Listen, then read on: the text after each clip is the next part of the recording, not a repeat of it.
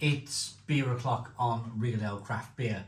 Today we've got one of those really interesting beers to show you. And if it's something that a friend showed me a few months ago whilst he was at a craft beer bar, and the beer was literally reacting with its environment, then I think I've got the same beer here. Or not the same beer, but the same kind of like style of beer. So what do we have? This is from Twice Brewed, based in Northumberland, and this is their green lime sour. It's 6.1% ABV, a green and slimy modern sour beer with flavours of mango, passion fruit, orange and raspberry. Sweet, sour and tangy, plus it glows under UV light. Glows under UV light. Now I can completely imagine why this brewery's brewing this beer. If anything, the beer market is quite a saturated place. Quite saturated, everybody's doing the same sort of thing. So what do you do when everybody's doing the same sort of thing? You go in a wildly different direction. And you go in a wildly different direction to say, hey, look at me, I'm doing something different. And this is what Twice Brewed Beer have done here. And I don't blame them for it. It says, a pen before pouring. Can you see that? So we're going to do this. And we're going to do this. And we're going to do this. And we're going to do this. So we've given the beer every chance. Let's get it out into a glass and see what we get. I don't have a UV light. If I did, I'd probably shine it at this glass. Whoa, look at this.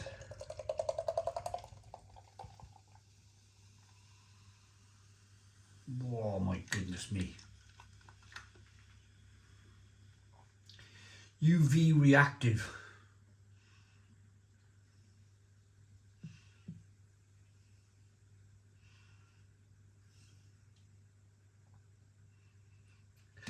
Are the ingredients right? It's water, barley, wheat, oats, mango, passion fruit, orange, sweetener, colouring, hops and yeast. So it's the sweetener and the colouring. They're the only obvious things. The barley's not going to be UV, the wheat's not going to be UV, or the oats. The mango or the passion fruit isn't either, the orange isn't either, or the hops or the yeast. So it's either the sweetener or the colourings that's offering up this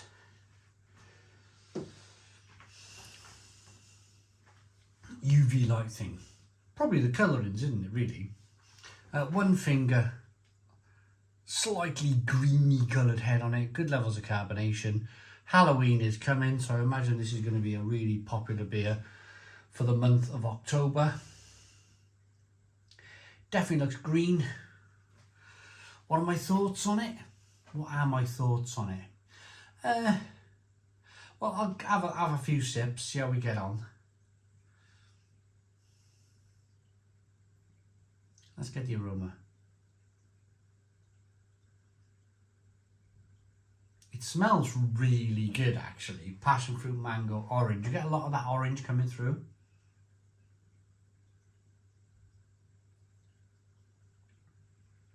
It's the aroma of like a tropical slush puppy.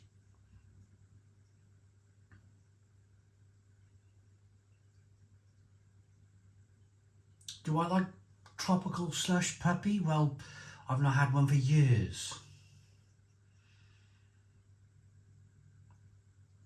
Is this something that's been brewed to maybe go viral on the internet? Probably. And why not? As I mentioned earlier, if everybody's doing the same thing, do something different. Get something to go viral on the internet. Tropical. Let's dive in. Cheers, everybody.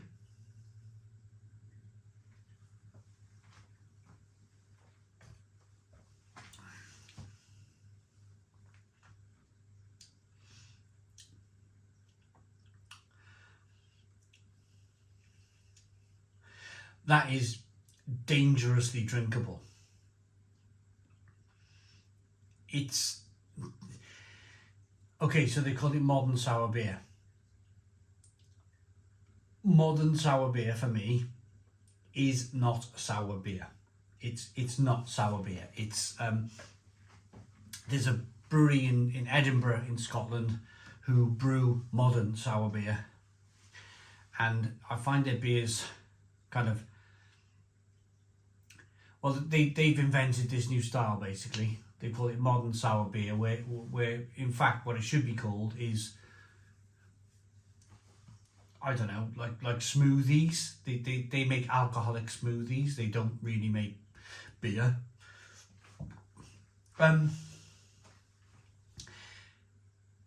Is this an alcoholic smoothie? The more I think about it, this is more like an alcoholic fruit juice. If this was served in Ibiza,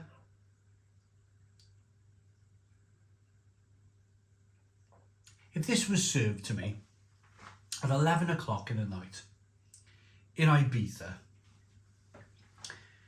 then I'd be like, oh yeah, come on, let's get into it, and I'd be in with the kind of the novelty of it.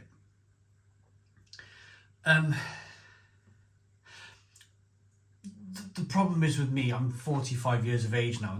The chance of me going to Ibiza, going to a nightclub in Ibiza, is probably 0%. In my 20s, I used to live for the clubs. I used to live for clubland. But I couldn't, now as a 45-year-old man, I couldn't think of anything worse. And that just shows you change as a person. And I have to review this beer with the mindset of, if I was a younger man, yeah, I'd be all over this. This is great. This is interesting. I'm going to take pictures of it and send it to my mates on social media, and I'm going to drink it in the club, and yeah, and yeah, this is magic. This is great with my multicolored shirt on, dancing on the dance floor with this in one hand, dancing in the other. You know, I'm not saying what they've done here is wrong. I'm not standing here for one moment saying, you know, what have they done? What are they doing? Because they've gone about it. They've gone about it in that sense. They've gone about it in that this isn't aimed at me. This isn't aimed at my generation. This is aimed at the generation of 20-somethings.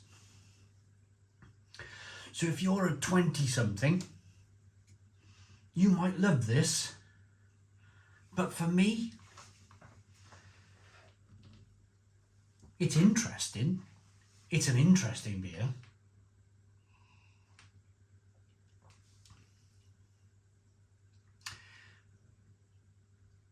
It's quite weirdly tasty in its own right. You get a bit of passion fruit, a bit of mango, a bit of orange peel. It's very sweet. But there's no real sourness, and this is where it gets let down for me. There's no real sourness. It's modern sour, which means for me, it's a scapegoat for making a beer that's. I just don't understand modern sour beer. That's what I sit with it. So I'm gonna rate it. I think I've been as fair as I possibly can with this beer. I think I've been, you know, stood back and look at my younger self and say, yeah, would I have liked that as a 20-year-old? Yeah, absolutely. Absolutely. So I'm going to give a pretty fair rating here of 7 out of 10. 7 out of 10. My younger life would have loved it. Where I am now at 45, it's not for me. Thanks for watching. Please put your comments in the comments box, subscribe to our daily beer and food reviews, give us a big fat thumbs up. Boom. Cheers.